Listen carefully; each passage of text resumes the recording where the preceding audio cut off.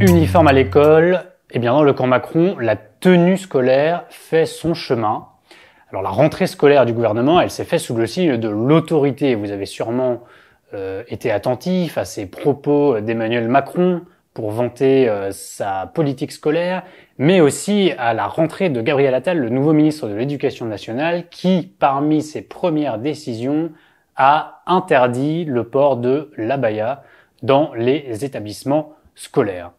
Eh bien, cette question de l'abaya, qui fait tant de bruit en cette rentrée, elle a remis sur la table un serpent de mer, l'uniforme à l'école. Une question qui revient encore dans la scène politique. Alors attention, il ne faut pas l'appeler uniforme en réalité. Déjà, on ne peut pas dire retour de l'uniforme parce qu'il n'y a jamais eu d'uniforme obligatoire dans l'ensemble des établissements scolaires en France. Ça n'a jamais existé, c'est un mythe. Et puis, le propos qui est employé dans la majorité d'Emmanuel Macron, c'est plutôt la tenue scolaire commune.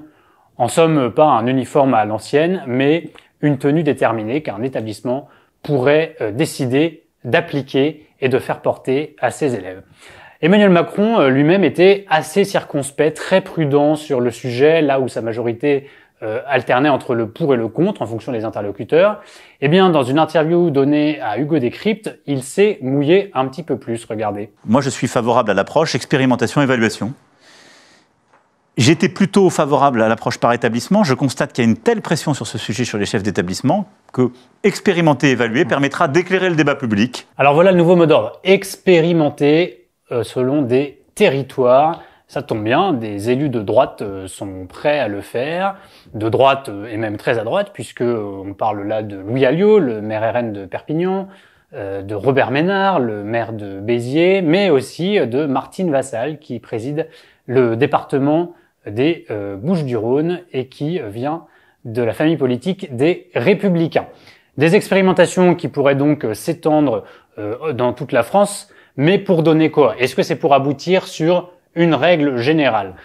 On n'est pas prêt d'aboutir dans ce débat parce que au sein même du camp présidentiel, ça donne lieu à des échanges assez musclés depuis longtemps. L'année dernière déjà, on parlait de l'uniforme à l'école et c'est la première dame, Brigitte Macron elle-même, qui avait mis le sujet sur la table d'une certaine manière en se déclarant dans la presse favorable au port de l'uniforme à l'école.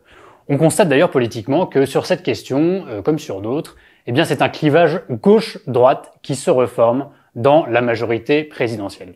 Un exemple, une ministre, Sonia Backès, qui est présidente de la province sud de Nouvelle-Calédonie, marquée à droite, elle est ministre à la citoyenneté et sous la tutelle de Gérald Darmanin au ministère de l'Intérieur.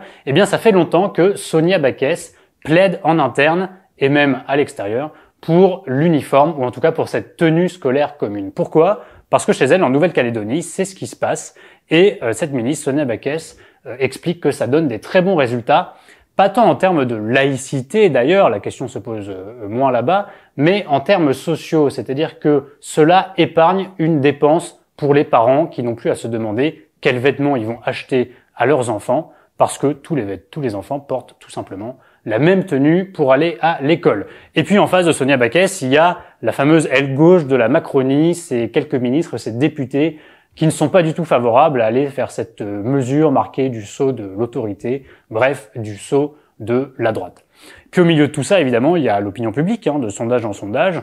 Les Français sont très majoritairement pour, non pas un retour, mais une présence de l'uniforme à l'école, ce qui amène du vent dans les voiles de Sonia Backès, des membres de la majorité qui veulent aller plus loin sur cette question, et désormais du président Emmanuel Macron qui s'est un petit peu plus avancé sur ce sujet.